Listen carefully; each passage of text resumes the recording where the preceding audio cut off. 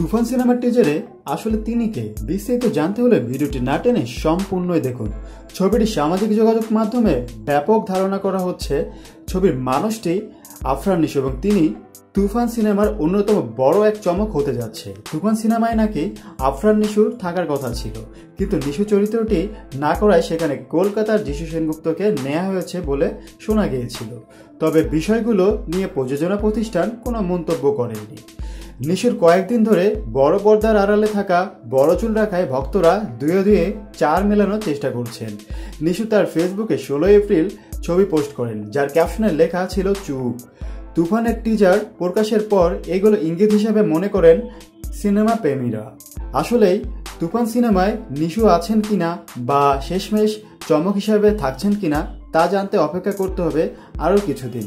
2023 সালে কুরবানি ঈদে মুক্তি পায় নিশো অভিনীত প্রথম সিনেমা সুড়ঙ্গ। তারপর থেকে নির্বিঘ্নে আছেন নিশোর ভক্তরা। তুফান সিনেমায় নিশো থাকুক না থাকুক, অভিনেতার একাধিক সিনেমা রয়েছে ঘোষণার অপেক্ষায়। নিশোর ভক্তরা অপেক্ষা করছেন কবে তারা বড় পর্দায় দেখতে পারবেন নিশোকে। এরকম নিত্য নতুন আপডেট পেতে আমাদের চ্যানেলটি সাবস্ক্রাইব করে সঙ্গেই থাকবেন। ধন্যবাদ।